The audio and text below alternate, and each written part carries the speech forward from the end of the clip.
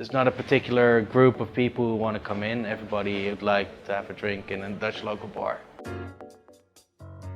Food. What images and emotions come to your mind when you hear this word? Family? Warmth? Solitude? Health? Environment? As the Dutch capital city and a major European cultural hub, Amsterdam is a great place to get a taste for the blend and internationalization of various cuisines and food cultures. In this series, we take a look at a variety of restaurants and how they may reinforce or reinvent food culture through their atmosphere, food selection, and overall dining experience. In this episode, we explore a very familiar Amsterdam locale, the browncafe. Here we've dived into a cozy cafe tucked away in the West Indische neighborhood of Amsterdam, Café het Vossie. Café het Vossie, that means little fox. My surname is Vosveld. They always called me Vossie. It's a typical Dutch brown bar. It's been a pub for over 30 years. And before that, it used to be a cooperative grocery store just before the war, Second World War. And if you look at the floor, it's actually still the same as then. Okay, and what exactly is a brown cafe? It's old and brown. That makes it dark and cozy. So when the lighting's up, especially at night, it's really warm to be here. The bell it's in every brown cafe you have that. If you ring it, it means you give everybody at the bar a drink.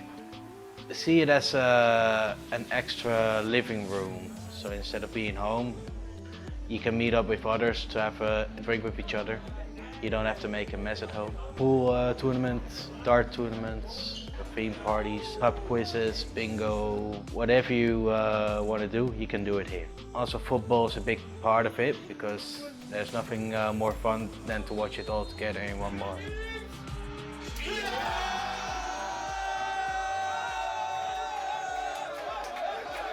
No kidding.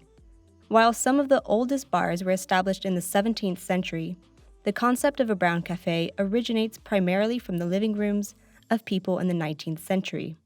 This was a popular way, especially amongst women, to gain some extra income for the household. However, as these home cafes grew popular, regulations were soon introduced to ensure that the owners got permits, of which only 500 were given out in big cities.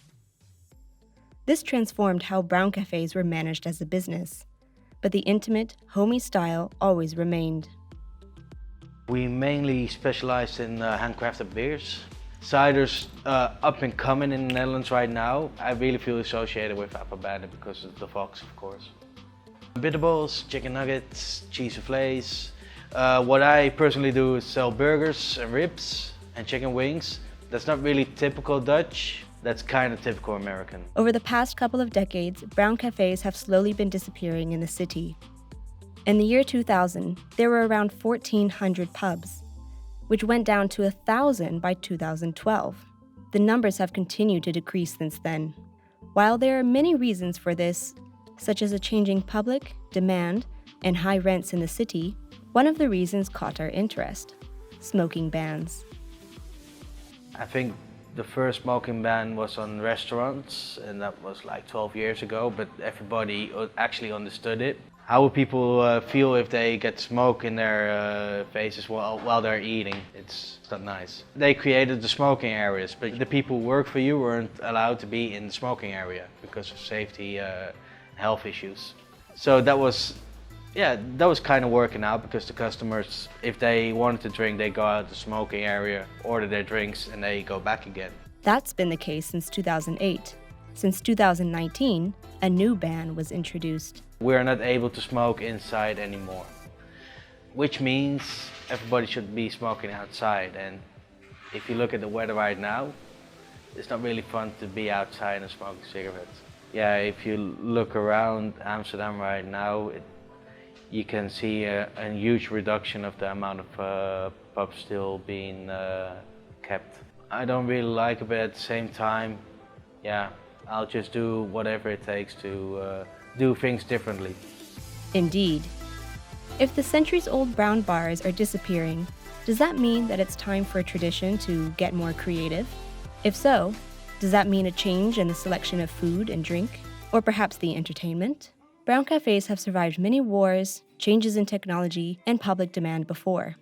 So perhaps their proud resilience will ensure that they continue to be a part of Dutch food culture for centuries to come.